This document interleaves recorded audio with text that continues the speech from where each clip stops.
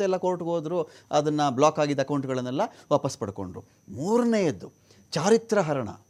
ಇದಿದೆಯಲ್ಲ, ಯಾವುದೇ ಹೋರಾಟಗಾರನ ಜೀವನದಲ್ಲಿ ವೀಕ್ಷಕರೇ ಈ 4 ಸ್ಟೇಜ್ಗಳು ಇದ್ದೇ ಇರ್ತವೆ. ಒಬ್ಬ ಹೋರಾಟ ಮಾಡಬೇಕಾದ್ರೆ ಚಾರಿತ್ರಹರಣ ಯಾವ ಸ್ಟೇಜ್ ಅಂದರೆ, ಇವ್ನು ಸರಿ ಇಲ್ಲ ರೀ, ಇವನ ಕತೆ ನನಗೆ ಗೊತ್ತಿಲ್ವಾ, ಚಿಕ್ಕ ವಯಸ್ಸಲ್ಲಿ ಇವ್ನು ಎಲ್ಲಿದ್ದಾಗ ಗೊತ್ತೇನು ರೀ, ಇವನೇನು ಕೆಲಸ ಮಾಡ್ತಿದ್ದಾಗ ಗೊತ್ತೇನು ರೀ ನನಗೆ, ಇವ್ರ ಮನೆಯಲ್ಲಿ ಅಯ್ಯೋ ಬ್ಯಾಡರಿಯ ಕತೆ ಯಾಕೆ ಬೇಕ್ರಿ, ಇದು ನರೇಶನ್, ಥರ್ಡ್ ನರೇಶನ್ ಇದೆಯಲ್ಲ ಇದು. ಇದನ್ನು ಈ CJP ಹೇಗೆ ಮಾಡಿದ್ರು ಇವರು ಅಂತ ಹೇಳಿದ್ರೆ, CJP ಏನು ದೇಶ ವಿರೋಧಿಗಳ ಕೂಟ. ನರೇಂದ್ರ ಮೋದಿಜಿ ನಿಮ್ಮ ಜೊತೆ ನಾವಿದ್ದೀವಿ ಇವತ್ತು, I stand with Narendra Modi. ಅವಶ್ಯಕತೆನೇ ಇರಲಿಲ್ಲ, ಮೋದಿ ಜೊತೆ ಯಾರು ನಿಂತ್ಕೊಳ್ಳೋ ಅವಶ್ಯಕತೆ ಇರಲಿಲ್ಲ ರೀ. ಪ್ರತಿಭಟನೆ ಅಡ್ರೆಸ್ ಮಾಡಿದೆ ಧರ್ಮೇಂದ್ರ ಪ್ರಧಾನ್ಗೆ, ಮೋದಿ ರಾಜೀನಾಮೆ ತೊಗೊಂಡಿದ್ರೆ ಸಾಕಾಗಿತ್ತು. ಅದು ಬಿಟ್ಬಿಟ್ಟು ದೇಶ ವಿರೋಧಿ ಶಕ್ತಿಗಳಿದೆ, ಇಲ್ಲಿ ಕಲ್ಲು ದೊಣ್ಣೆಗಳು ಬಂದುಬಿಟ್ಟಿವೆ, ಅದು ದೊಣ್ಣೆಗಳ ಚೀಲೆಗಳು ಬಂದಿವೆ, ಕಲ್ಲುಗಳ ಚೀಲೆಗಳು ಬಂದಿವೆ, ಆಲ್ರೆಡಿ ಒಡೆದು ಹೋದ ವಾಹನದ ಗಾಜು ಅದನ್ನು ತಂದು ಅಲ್ಲಿ ಸುರಿದಿದ್ದಾರೆ, ವಾಹನ ತಂದು ನಿಲ್ಲಿಸಿದ್ದಾರೆ, ಇದೆಲ್ಲ ಆಗೋಯ್ತಲ್ಲ. ಅದು ಹೋರಾಟದ ಕ್ಯಾರೆಕ್ಟರ್ ಅಸಾಸಿನೇಷನ್. ಅದು ಥರ್ಡ್ ಸ್ಟೇಜ್. ಲಾಸ್ಟ್ ಸ್ಟೇಜ್ ಇದೆಯಲ್ಲ, ಸತ್ಯ ಪಡೆದುಕೊಳ್ಳುವ ಹಂತ. ಅದು ಇಷ್ಟು ದಾಟಬೇಕಾದ್ರೆ ಯಾವುದೇ ಹೋರಾಟಗಾರ, ಒಬ್ಬ ರಾಜಕಾರಣಿ ಒಂದು ವ್ಯವಸ್ಥೆನ ಎದುರಾಕೊಂಡು ನಿಂತಾಗ ಇದನ್ನು ಫೇಸ್ ಮಾಡಲ್ವಾ ಅಂತ. ಮಾಡ್ತಾರೆ. ಬಟ್ ಇವತ್ತೇನಾಗಿದೆ ಅಂದರೆ, ನರೇಂದ್ರ ಮೋದಿ ಅವ್ರಿಗೆ ಒಂದು ಭಯ ಇದೆ. ಭಯಕ್ಕೋಸ್ಕರ ಅವರು ರೆಸಿಗ್ನೇಷನ್ ತಗೋತಾ ಇಲ್ಲ. ಅದಕ್ಕೆ ಅಕೌಂಟಬಿಲಿಟಿ ಅಂತಲೇ ನಾವು ಕರಿತೀವಿ. ಫಾರ್ ಎಕ್ಸಾಂಪಲು ಇವರು ಹೇಳಿದ್ದೆಲ್ಲ ಏನು, ಈಗ ನೀವು ಹೇಳ್ದಂಗೆ APMC ಆ್ಯಕ್ಟ್ 2021 750ಕ್ಕಿಂತ ಹೆಚ್ಚು ಜನ ರೈತರು ಸತ್ತರು. ಅವ್ರ ಬಗ್ಗೆ ಲೋಕಸಭೆಯಲ್ಲಿ ಒಂದೇ ಒಂದು ದಿವಸ ಶ್ರದ್ಧಾಂಜಲಿನೂ ಕೂಡ ಸಲ್ಲಿಸಲಿಲ್ಲ. ಮತ್ತು ಅವ್ರು ಎಷ್ಟು ಜನ ಸತ್ರು ಅಂತ ಅಕೌಂಟ್ಸ್ ಕೊಡಲಿಲ್ಲ. ಮತ್ತು ಈ ದೇಶದಲ್ಲಿ ನೀವು ನೋಡ್ದಂಗೆ ಎಷ್ಟೋ ಲಕ್ಷ ಜನ, ಅಂದಾಜು 30 ರಿಂದ 45 ಲಕ್ಷ ಜನ ಕರೋನಾದಲ್ಲಿ ಸತ್ರು ಅಂದರು. ಅದನ್ನು ಒಂದು ಅಕೌಂಟಬಿಲಿಟಿ ಕೊಡಲಿಲ್ಲ. ಜನ ಸತ್ರು ಕೊಡಲಿಲ್ಲ, ರೈತರು ಸತ್ರು ಕೊಡಲಿಲ್ಲ. ಮೊನ್ನೆ ನಡೆದಂಥ ಆಪರೇಷನ್ ಸಿಂಧೂರ ಏನಂದ್ರು, ಒಬ್ಬ ಸೈನಿಕ ಸಾಯ್ಲಿಲ್ಲ ಅಂತ ಲೋಕಸಭೆಯಲ್ಲಿ ಹೇಳ್ತಾರೆ. ಅದಾದ್ಮೇಲೆ 6 ಜನ ಸತ್ರು, ಒಂದು ವರ್ಷ ಆದ್ಮೇಲೆ ಅಲ್ಲಿಗೆ ಸೈನಿಕರಿಗೂ ಬೆಲೆ ಕೊಡಲಿಲ್ಲ. ಅಂದ್ರೆ ಜೈ ಜವಾನ್ ಜೈ ಕಿಸಾನ್ ಅಂತ ಹೇಳಿದ ದೇಶದಲ್ಲಿ ಇವತ್ತು ಜವಾನ್ಗೂ ಬೆಲೆ ಇಲ್ಲ, ಕಿಸಾನ್ಗೂ ಇಲ್ಲ, ವಿದ್ಯಾರ್ಥಿಗಳಿಗೂ ಬೇಡ. 120 ಜನ ಇಸ್ರೋ ವಿಜ್ಞಾನಿಗಳು ಕೂಡ ನಮಗ್ ಬೇಡವೇ ಬೇಡ ಅಂತ ಬಿಟ್ಟು ಹೋಗ್ತಾ ಇದ್ದಾರೆ. ಇವತ್ತು ಈ ದೇಶವನ್ನ ಈ ಲೆವೆಲ್ ತಗೊಂಡೋಗಿದ್ದಾರೆ. ಇವ್ರಿಗೆ ಗೊತ್ತು, ಈಗ ಶಿಕ್ಷಣ ಸಚಿವರು ರಾಜೀನಾಮೆ ಕೊಟ್ರೆ ನೆಕ್ಸ್ಟ್ ಡಿಫೆನ್ಸ್ ಮಿನಿಸ್ಟರ್ ಕೊಡಿ ಅಂತ ಕೇಳ್ತಾರೆ. ಅದಕ್ಕೆ ಎದುರ್ಕೋತಾ ಇದ್ದಾರೆ. ಅದಾದ ನಂತರ ಪ್ರಧಾನಿನೇ ರಾಜೀನಾಮೆ ಕೊಡಿ ಅಂತಾರೆ. ಅಂದ್ರೆ ಆ ಹೆದರಿಕೆಗೆ ಇವರು ರೆಸಿಗ್ನೇಷನ್ ತಗೋತಾ ಇಲ್ಲ. ಅಂದ್ರೆ ಪಲಾಯನವಾದ ಇವ್ರದ್ದು. ಅಂದ್ರೆ ಮತ್ತೆ ಇನ್ನೊಂದು, ಈ ತರ ಎಷ್ಟೊಂದು ಆಟಗಳನ್ನ ಎಂತೆಂತ ರಾಜಕಾರಣಿಗಳು ಆಡಿ ಹೋಗ್ಬಿಟ್ಟಿದ್ದಾರೆ ಈ ದೇಶದಲ್ಲಿ. ಅದಕ್ಕೆ ನಿದರ್ಶನ ಇಂದಿರಾ ಗಾಂಧಿ ಅವರೇ. ಅವರು ಹಿಂದೆ ಆಡಿದ್ರು, ಕೊನೆಗೆ ಅವರು ಅವರ MP ಸ್ಥಾನನೇ ಕಳ್ಕೊಂಡ್ರು, ಇಳಿದ್ರು. ಇವ್ರಿಗೂ ಆ ಸ್ಥಿತಿ ಬಂದೇ ಬರುತ್ತೆ. ಇವ್ರು ಏನ್ ಹೇಳ್ಕೊಂಡಿದ್ದಾರೆ ಅಂದ್ರೆ, ಈ ದೇಶ ನಾವು ಹೆಂಗ್ ಬೇಕಾದ್ರೂ ನಡ್ಸ್ಕೋಬಹುದು, ನಮ್ಮಲ್ಲಿ ಹಣ ಇದೆ, ಅಧಿಕಾರ ಇದೆ ಅನ್ಕೊಂಡಿದ್ದಾರೆ. ಬಟ್ ಈ ದೇಶದ ಜನರುಗಳ ಬಗ್ಗೆ ಅವ್ರಿಗೆ ಗೊತ್ತಿಲ್ಲ. ಈ ಜನ, ಅದರಲ್ಲೂ ಜೆನ್ಜಿ ಜನರೇಷನ್ ಏನಿದೆ, ಅವರು ಕಾನ್ಫಿಡೆನ್ಸ್ ಕಳ್ಕೊಬಿಟ್ಟಿದ್ದಾರೆ ವ್ಯವಸ್ಥೆ ಬಗ್ಗೆ. ವ್ಯವಸ್ಥೆ ಸತ್ತೋಗ್ಬಿಟ್ಟಿದೆ. ಅದ್ರ ಜೊತೆಗೆ ಅವರು ಪಾಲಕರು ಇದ್ರಲ್ಲ, ಫ್ಯಾಮಿಲೀಸು, ಅವರು ದುಡ್ಡು ಹೋಗಿದೆ, ಟೈಮ್ ಹೋಗಿದೆ, ಮಕ್ಕಳ ಪಾಲನೆ ಸಾಲನೆ ಎಲ್ಲ ವರ್ಷಾನುಗಟ್ಲೆ ಮಾಡಿದ್ದು ಅದು ಹೋಗಿದೆ.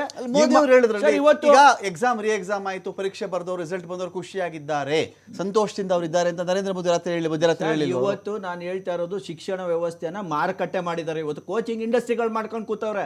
58,000 ಕೋಟಿ ಇವತ್ತು ಟರ್ನ್ ಓವರ್ ಇರೋದು. ನೆಕ್ಸ್ಟ್ ಕಮಿಂಗ್ ಅಪ್ ಇಯರ್ಗೆ 1 ಲಕ್ಷ ಕೋಟಿ ಟರ್ನ್ ಓವರ್ ಆಗ್ತಾ ಇದೆ.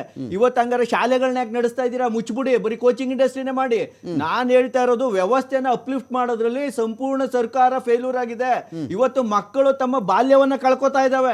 ಬಾಲ್ಯದಲ್ಲಿ ಆಟ ಆಡ್ಬೇಕಾದ್ರೆ ಆಟನೇ ಆಡ್ತಾ ಇಲ್ಲ. ಅವರು ಒಂದು 12 ರಿಂದ 14 ಅವರ್ ಸ್ಟಡಿ ಮಾಡ್ತಾ ಇದ್ದಾರೆ.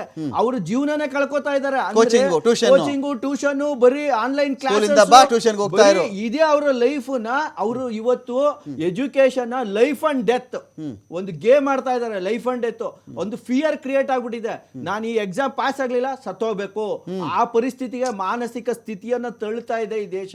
ಅದನ್ನ ಬದಲಾಯಿಸಬೇಕು ಅಂತ ನಾನು ಕೇಳ್ಕೊತೀನಿ. ನಾನು ಎಕ್ಸೆಲ್ PU ಕಾಲೇಜ್ ಪ್ರಾಯೋಜಿತ ಅಖಾಡ ಬಿಗ್ ಫೈಟ್ ವಿಶೇಷ, ಎಕ್ಸೆಲ್ PU ಕಾಲೇಜ್ ಗುರುವಾನಿಕೆರೆ ಪ್ರಾಯೋಜಿತ ಅಖಾಡ ಬಿಗ್ ಫೈಟ್ ವಿಶೇಷ ಮತ್ತೆ ಮುಂದುವರಿತಾ ಇದೆ. ನಾನು ಮಣಿಕಂಠ ಅವ್ರಿಗೊಂದು ಪ್ರಶ್ನೆ ಕೇಳ್ತೀನಿ. ಮಣಿಕಂಠ ಅವರೇ, ಈಗ ಈ ಒಂದು ಇತರದ್ದು ಆಯ್ತು, ಒಂದು ಹೋರಾಟ ಆಗ್ಬಿಡುತ್ತೆ, ಒಂದು ಸರ್ಕಾರ ಅಂತ ಬಂದಾಗ ಅನೇಕ ಸೆಕ್ಷನ್ಗಳಲ್ಲಿ ಒಂದು ಸಮಸ್ಯೆಗಳಾಗಬಹುದೇನೋ ಅಂತ ಹೇಳಿ. ಬಟ್ ಒಂದು ಹೋರಾಟವನ್ನು ನಡೆಸಿಕೊಂಡಂಥ ರೀತಿ ಇತ್ತಲ್ಲ, ಟ್ರೀಟ್ಮೆಂಟ್ ಮಾಡ್ತಿರೋದಿತ್ತಲ್ಲ, ನೀವು ಯಾವುದೇ ಹೋರಾಟ ತಗೊಳ್ಳಿ ನಮ್ಮ ಇಂಡಿಯಾದಲ್ಲಿ, ಒಂದು ದಶಕ 1.25 ದಶಕದಲ್ಲಿ ನಾನು ಚೆಕ್ ಮಾಡ್ಕೊಂಡು ಮಾತಾಡ್ತೀನಿ.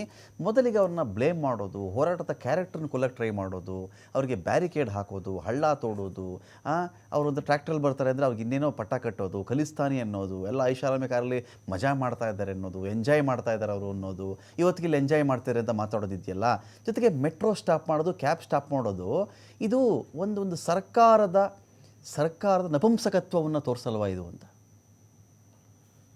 ಈಗ ಮೆಟ್ರೋ ಯಾರೋ ಹೋರಾಟ ಮಾಡ್ತಾರ್ರಿ, ನೀವು ಮೆಟ್ರೋ ಸ್ಟಾಪ್ ಮಾಡ್ತೀರಾ, ಆ ರೂಟ್ಗೆ ಯಾರು ಹೋಗಬಾರ್ದು ಅಂತ ಮಾಡ್ತೀರಾ, ನೀವು ಕ್ಯಾಬ್ ಸ್ಟಾಪ್ ಮಾಡ್ತೀರಾ, ಅಲ್ಲಿಗೆ ಇಂಟರ್ನೆಟ್ ಸ್ಟಾಪ್ ಮಾಡ್ತೀರಾ. ನೀವು ಒಬ್ಬ ಮನುಷ್ಯ ಏನೋ ಕೊಂಡ್ಕೋಬೇಕ್ರಿ, ಊಟ ಮಾಡ್ಬೇಕು, ಅವನು ಯಾವ್ದು ಚಳಿ ಆಯಿತು ಒಂದು ಬಟ್ಟೆ ಕೊಂಡ್ಕೋಬೇಕು, ಅವನು ಏನೋ ಅವ್ನಿಗೊಂದು ವ್ಯವಸ್ಥೆ ಬೇಕಲ್ರಿ. ಅಲ್ಲಿ ಇಂಟರ್ನೆಟ್ ಸ್ಟಾಪ್ ಮಾಡಿಬಿಟ್ಟು ಅಲ್ಲಿ ಇದು ಮಾಡಿಬಿಟ್ರೆ ಹೇಗಿದು? ಹೋರಾಟ ಫೇಸ್ ಮಾಡಿ, ಅಡ್ರೆಸ್ ಮಾಡಿ, ನಿಮಗೆಲ್ಲ ಇದೆ, ಒಪ್ಕೊಳ್ಳಿ ಬಿಡಿ, ಬೇರೆ ವಿಚಾರ. ಈ ಹೋರಾಟದ ತೀವ್ರತೆ ನಾನು ತಗ್ಗಿಸ್ತೀನಿ ಅಂತೇಳಿ ಮೆಟ್ರೋ ರೈಲ್ ಸ್ಟಾಪ್ ಮಾಡೋದಿದೆಯಲ್ಲ, ಮೆಟ್ರೋ ರೈಲ್ ಬರೀ ಹೋರಾಟಗಾರ ಓಡಾಡ್ತಾ ಇಲ್ಲ, ಅಲ್ಲಿ ಕಾಮನ್ ಮ್ಯಾನ್ ಓಡಾಡ್ತಾನೆ. ಅಲ್ಲಿ ಏನು ಮಾಡಬೇಕು ಇದಕ್ಕೆ ಮಣಿಕಂಠ ಅವರೇ? ABVP ನಿಲ್ವೇನು ಈ ವಿಚಾರಕ್ಕೆ? ನೋಡಿ, ಹೋರಾಟಗಳನ್ನು ನಮಗೆ ಸಂವಿಧಾನಬದ್ಧವಾಗಿ ಸಿಕ್ಕಿರುವಂಥದ್ದು ಒಂದು ಅವಕಾಶ. ಅದನ್ನು ಇವತ್ತು ABVP ಮಾಡ್ಬೋದು, ನಾಳೆ ಬೇರೆ ವಿದ್ಯಾರ್ಥಿ ಸಂಘಟನೆ ಮಾಡ್ಬೋದು. ಅಧಿಕಾರದಲ್ಲಿ ಯಾವುದೇ ಸರ್ಕಾರಗಳು ಅಧಿಕಾರದಲ್ಲಿ ಕೂತ್ಕೊಂಡಿರ್ಬೋದು, ಆದರೆ ಹೋರಾಟವನ್ನು ಹತ್ತಿಕ್ಕುವಂಥ ಕೆಲಸವನ್ನು ಯಾವ ಸರ್ಕಾರಗಳು ಕೂಡ ಮಾಡಬಾರ್ದು. ಆದರೆ ಹೋರಾಟವನ್ನು ಮುನ್ನಡೆಸುವಂತಹ ನಮ್ಮ ಮೇಲೆ ಒಂದು ಜವಾಬ್ದಾರಿ ಇರಬೇಕು. ಆ ಹೋರಾಟವನ್ನು ನಾವು ಹೇಗೆ ಮುನ್ನಡೆಸ್ತೀವಿ ಅನ್ನುವಂತಹ ಒಂದು ಇದು ನನ್ನೊಳಗಡೆನೆ ಯಾರೋ ನಾವೇ ಅನ್ಕೊಳ್ಳೋಣ, ನಾನೊಂದು ಹೋರಾಟ ಲೀಡ್ ಮಾಡ್ತಾ ಇದ್ದೀನಿ, ಅದನ್ನ ಹಾಳು ಮಾಡಿಸೋಕೆ ಯಾರಾದ್ರೂ ಬರಬಹುದು. ಆದ್ರೆ ಹೋರಾಟ ಮಾಡುವಂತ ನನಗೆ ಒಂದು ನಿಲುವಿರಬೇಕು, ಈ ಹೋರಾಟದ ಕಂಪ್ಲೀಟ್ ಪಿಕ್ಚರ್ ಏನು. ಯಾಕಂದ್ರೆ ನಾನು 10 ವರ್ಷದಿಂದ ಇದೇ ವಿದ್ಯಾರ್ಥಿ ಸಂಘಟನೆಯ ಹೋರಾಟಗಳಲ್ಲಿದ್ದೀನಿ.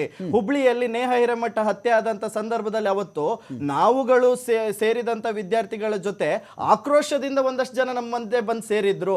ಅವತ್ತು ಆ ಹೋರಾಟವನ್ನ ಎಮೋಷನಲಿ ಬಂದು ಸೇರಿದಂತ ಸಂದರ್ಭದಲ್ಲಿ ಅದನ್ನ ನಾಯಕತ್ವ ವಹಿಸಿದವನು ಯಾವ ರೀತಿ ಬೇಕಾದ್ರೂ ತಗೊಂಡೋಗೋದಿಕ್ ಸಾಧ್ಯತೆ ಇರ್ತದೆ. ಆ ಸಂದರ್ಭಗಳಲ್ಲಿ ಹೋರಾಟವನ್ನ ಮುನ್ನಡೆಸುವಂತವ್ರು ಯಾವ ರೀತಿಯ ನಿರ್ಧಾರ ತಗೊಳ್ತಾರೆ ಅನ್ನೋದು ಇಂಪಾರ್ಟೆಂಟ್ ಆಗುತ್ತೆ. ಯಾವುದೋ ಒಬ್ಬ ಹೋರಾಟಗಾರ ಎಲ್ಲೋ ಒಂದ್ ಕಡೆ ಏನೋ ಒಂದು ತಿಂತ ಕೂತಿದ್ದಾನೆ ಅಂತ ಸಿಗ್ತಾನೆ ಅಂತ ಹೇಳಿದಾಗ, ನಾನು ಈ ರಾಜ್ಯದಲ್ಲಿ ಸುಮಾರು ವರ್ಷಗಳಿಂದ ಹೋರಾಟವನ್ನ ನಡೆಸ್ತಾ ಬಂದಿದ್ದೀನಿ. ಕೆಲವು ಸಂದರ್ಭದಲ್ಲಿ ಪೊಲೀಸರು ಬಂಧಿಸುವಂತ ಸಂದರ್ಭ ಬಂದಿದ್ದಾವೆ, ಅವ್ರು ನಮ್ಮನ್ನ ಎತ್ಕೊಂಡು ಹೋಗುವಂತ ಪರಿಸ್ಥಿತಿ ಬಂದಾಗ ನಾನು ಹೋರಾಟ ಮುನ್ನಡೆಸೋನಾಗಿ ನಾವಲ್ಲಿ ನಿಂತಿದ್ದೀವಿ. ನಮ್ಮ ಸಂಘಟನೆಯಿಂದ ಯಾರು ಹೋರಾಟವನ್ನ ಲೀಡ್ ಮಾಡ್ತಾ ಇರ್ತೀವೋ ಯಾವತ್ತು ನಮ್ಮ ಕಾರ್ಯಕರ್ತರು ವಿದ್ಯಾರ್ಥಿಗಳ ಮುಂದೆ